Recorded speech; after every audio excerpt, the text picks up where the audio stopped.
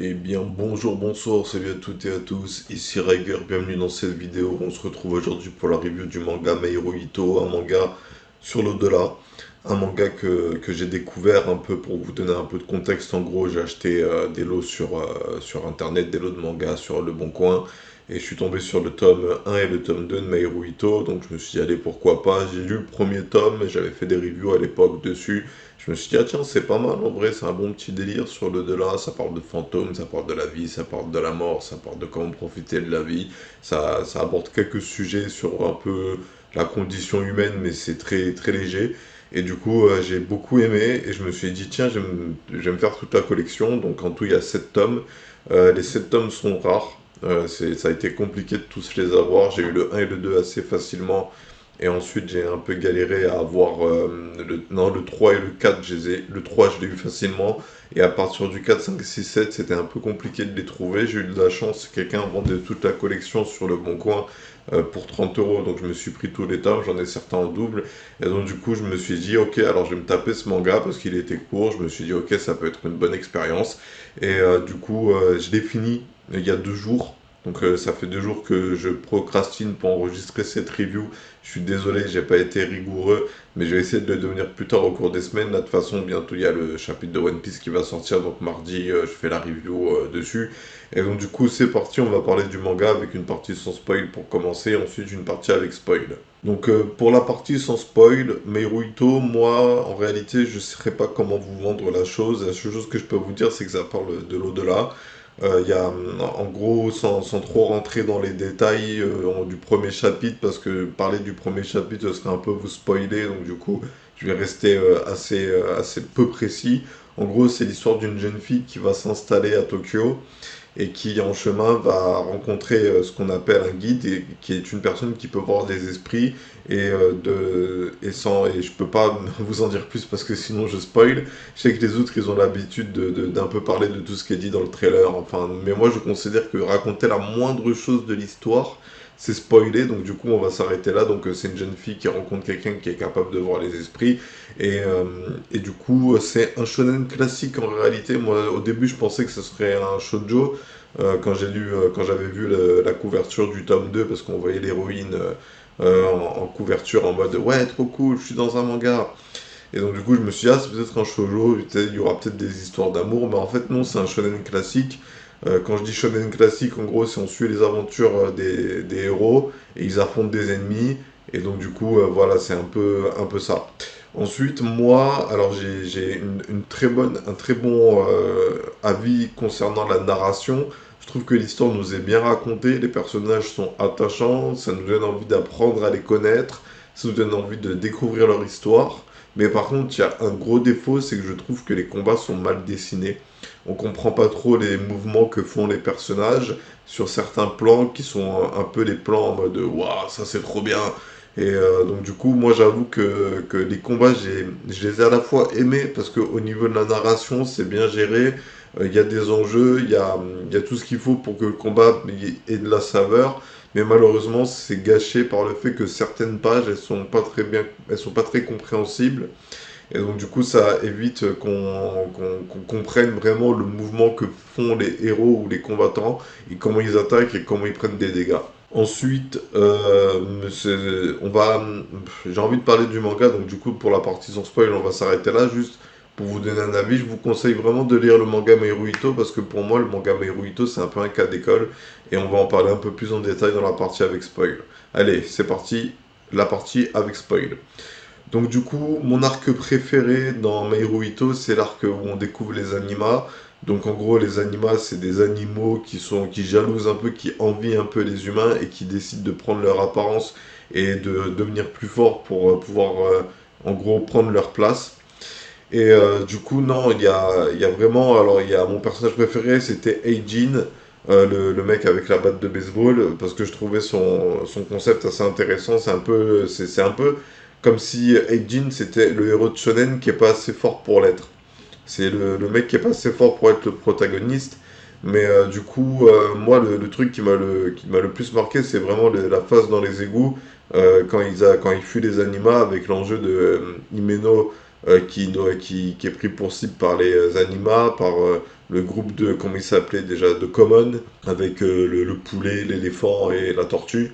Et c'est vraiment là où j'ai vraiment kiffé le manga, c'est vraiment cet instant où je me suis dit, putain, le manga, il a plein de trucs à raconter, il a plein d'idées de pouvoir, enfin des pouvoirs un peu simplistes, hein, c'était basé sur les éléments, mais les éléments entraînent une manipulation différente de l'énergie. Et donc du coup, non, j'étais assez motivé pour vraiment, en fait, le manga, ça sent que l'auteur, il tenait à ses personnages et qu'il avait envie de nous raconter des histoires, mais malheureusement, la raison pour laquelle je vous dis que c'était un cas d'école, c'est que le manga s'est arrêté avant sa fin. En réalité, le manga n'a pas vraiment de fin. Il se termine sur un chapitre en mode on va aller affronter le grand méchant, on va partir vers l'arc final. Puis ensuite, cet arc est ellipsé et on voit plutôt les conséquences de ce combat avec les animaux qui ont rejoint la résidence des éphémères. Et donc du coup, bah, le manga n'a pas dû rencontrer assez de succès. Pourtant, c'est dommage, mais dans les petites interstices, là, dans les petits interludes entre les chapitres avec les commentaires de l'auteur, on voyait vraiment que l'auteur kiffait écrire son manga, kiffait dessiner son manga, et qu'il avait envie de nous raconter plein d'histoires. Et on le voit bien, parce que le dernier chapitre, Never End, on voit bien qu'il est là en mode Eijin, on aurait pu raconter ça sur lui, Gaku, on aurait pu raconter ça sur lui, on aurait pu faire ci, on aurait pu faire ça, ça aurait pu être un bon délire. En fait, c'est un peu dommage parce qu'en fait, c'est ça qui est un peu dommage, c'est qu'en gros, ça s'est accéléré la narration. Moi, je m'en suis pas rendu compte, mais l'auteur a mis dans un commentaire qu'on lui avait demandé d'accélérer son histoire. On voit bien que, en fait, au début du manga, c'est un peu des histoires courtes, des arcs très courts où on parle d'un personnage en particulier, notamment la mère de la petite fille dont j'ai oublié le prénom parce que c'est un peu une figurante sur la fin du manga. Mais on voit bien qu'il avait envie que ça aurait pu être un petit manga sympathique en mode slice of life. En mode je vois des esprits, je les aide à partir en paix vers le ciel et qu'il y avait moyen de faire plein de trucs avec. Les animats apparaissent plutôt comme des méchants qu'il faut battre pour se protéger, et donc pour protéger l'humanité.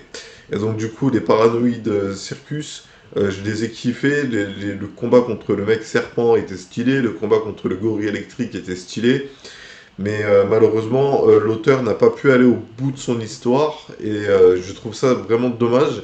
Et c'est ce qui me faisait me dire que les auteurs doivent vraiment trouver des solutions pour arrêter de dépendre des maisons d'édition. C'est-à-dire que quand tu fais ton manga et qu'il commence à pas plaire à la maison d'édition parce qu'il rapporte pas assez d'argent, qu'on trouve des systèmes parallèles pour que l'auteur puisse continuer son histoire pour faire plaisir à ses fans, même s'il n'y en a pas beaucoup. Et là, c'est là où les applications comme Wattpad, Webtoon et toute autre application de partage d'œuvres littéraires ont leur intérêt, c'est que les auteurs pourraient switcher sur ces réseaux sociaux, sur ces applications pour partager leur histoire et pour arrêter de dépendre des maisons d'édition. Je pense que que c'est quelque chose qu'il faut vraiment travailler parce que en soi, il y a deux points sur les maisons d'édition. Si le manga n'a pas assez de succès, on le termine plus tôt. Si le manga a trop de succès, on le prolonge. Et donc ça fait que les mangaka sont un peu à la merci des maisons d'édition, surtout qu'ils doivent signer des contrats qui les engagent à faire tel ou tel nombre de chapitres et à répondre aux attentes de la maison d'édition. Et je trouve que ça tue le côté artistique des mangas. Parce que là, Meirou avec Miyojin, Nimeno, Eiji, Gaku, Tsutsika Take, là, le mec avec l'écharpe, et les animas, Common, je crois qu'il s'appelait Aze, ou FaZe, je sais plus, plein de personnages. Oui, en fait, le manga prend vraiment un tournant quand on rencontre le mec qui a tué le senpai de Togo, enfin de Miyojin, qui a pris son blast du coup pour devenir un guide. Et donc du coup, ça prend vraiment, c'est là où le manga passe un cap et que les combats deviennent plus sérieux, avec plus d'enjeux, avec des ennemis plus puissants, parce que jusqu'à cette rencontre avec cet esprit, c'était des combats faciles, et c'est là où Miyojin commence à être mis en difficulté pour la première fois. Ensuite, c'est vraiment dommage que le manga n'ait pas pu aller au bout de ses idées, parce qu'il y avait vraiment ce thème de la vie et la mort, et comment bien vivre sa vie, comment s'épanouir. Moi, c'est un peu ça que j'ai ressenti. Miyojin, c'est un peu le bon vivant, et Himeno, c'est un peu représente un peu l'innocence d'une personne qui vit sa vie en essayant de faire des bons choix pour là, elle va au lycée donc elle suit des cours, mais c'est vraiment dommage parce qu'en gros oui il y avait plein de trucs à raconter dans le manga, et moi au début quand je vois dans le tome 5 ou tome 6 qui dit on m'a demandé d'accélérer mon histoire, je pensais qu'il allait nous faire une fin fermée en quelques chapitres. Donc j'ai eu un peu peur en fait qu'il speedrun la fin de son œuvre. Et au final, il l'a pas speedrunné, mais il l'a pas terminé. Et donc du coup, ça termine vraiment sur un chapitre, le chapitre Ensemble, qui est le dernier chapitre. Et vraiment très cool. Ils sont en train de fuir les animaux, ils commencent à faire un plan, ils réfléchissent à comment faire pour s'en sortir. Et du coup, Himeno veut aller sauver sa mère. Et donc, du coup, elle réunit toute l'équipe. Ils sont là en mode déter, on va aller sur l'île des méchants. Et j'étais là vraiment en mode, oh putain, ça aurait pu être tellement cool, ça aurait pu être tellement bien. Surtout qu'il y avait encore quelques personnages. Le mec, l'ancien guide qui a rejoint les animaux, qui sert de pour contrôler le monde. Il y avait tellement de trucs à faire qui auraient pu être stylés. Que je trouve ça vraiment dommage que l'auteur n'ait pas pu aller au bout de son œuvre. Voilà, ensuite, oui, donc du coup, dans le Neverend, c'est vraiment dommage parce que l'histoire de Gaku et de son pote aurait pu être hyper stylée. On sait pas ce qui leur est arrivé, ils se sont fait attaquer par un van, ils ont été tués à cet instant. Donc il y a toujours l'enquête qui est en cours et le pote flic de Myojin est là en mode oui, que cette affaire, c'est pas moi qui m'acharne dessus, c'est elle qui me rattrape à chaque fois. Non, en fait, voilà, c'est vraiment, il y avait plein de trucs à raconter. Et sur les personnages, on aurait pu insérer de nouveaux personnages. Là, c'est à la fin des derniers chapitres, il y a un peu les guides de l'eau, du vent, du feu, et Kei, Myojin du vide, et il manquait la terre. On aurait pu, non, ça aurait pu être un super truc. En fait, je pense que c'est un manga qui a vraiment pas eu de chance. Au début, il a dû avoir un peu de succès au Japon, les gens devaient un peu kiffer, puis il a perdu un peu, les gens ont un peu arrêté de kiffer, donc du coup il a commencé à faire moins d'audimat, et donc du coup il a dû arrêter, et c'est vraiment dommage. Non, c'est vraiment dommage. Moi je suis dégoûté parce que j'ai vraiment bien aimé l'histoire, comme je disais en partie no spoil. C'est vraiment la narration que j'ai adoré, les enjeux des combats, l'évolution de Myojin, qu'on voit qu'il est en mode, et c'est un peu une sorte de prodige de la manipulation spirituelle. Et donc du coup, non, vraiment dégoûté, vraiment dégoûté. Voilà, donc du coup, moi quand même, le manga, pour ceux, si vous l'avez regardé, bah, je pense que vous n'avez pas eu tort, parce que ça vaut vraiment le coup de regarder ce style de manga qui est un peu vraiment une atmosphère détente, en mode on n'est pas genre non plus trop indulgent avec les héros, ils traversent des moments difficiles en termes de difficulté de la bataille, mais en même temps ils s'en sortent, et donc du coup c'est un petit shonen classique qui fait plaisir, et comme je vous ai dit, un cas d'école, parce que voilà, du coup quand un manga n'a pas de succès, on l'arrête. Voilà, je sais pas quoi vous dire de plus sur le manga. Moi, j'ai vraiment beaucoup aimé le lire. Je suis vraiment content d'avoir réussi à me faire toute la collection, à l'avoir chez moi. Ensuite, bon, je sais qu'il y a des systèmes parallèles tout à fait légaux, bien évidemment, pour regarder le manga. Mais du coup, non, moi, je suis content d'avoir la collection. Je suis content de l'ajouter à ma collection. Et après, j'ai même fait une recherche sur Wikipédia pour voir si l'auteur, il avait pas fait une sorte de suite. Mais après, l'auteur est parti sur un autre manga qui s'appelle Psyren. Psy Rennes comme Psycho et Rennes de Rennes. Et du coup, il a fait une quinzaine de tomes, je crois 17, presque une vingtaine. Et il a eu plus de succès, du coup, ce manga. Du coup, il va être adapté en anime pour 2026. Donc, j'ai pas retenu le nom de l'auteur, mais je le mettrai dans le titre de la vidéo pour ceux qui sont intéressés.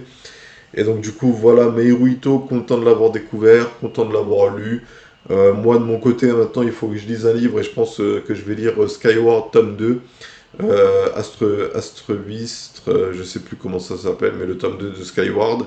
Et voilà, bref, on va s'arrêter là pour aujourd'hui. C'était Rager, je vous remercie d'avoir suivi cette vidéo, j'espère qu'elle vous aura plu. Si c'est le cas, les gars, n'oubliez pas le like, n'oubliez pas de vous abonner. Vous pouvez même partager sur votre page Facebook ou sur, je sais pas quel TikTok, oh mon dieu, c'est l'enfer TikTok. Bref, je vous dis, prenez soin de vous et je vous dis à bientôt pour plus de vidéos. Allez, passez une bonne journée, une bonne soirée, un bon après-midi et tchuss.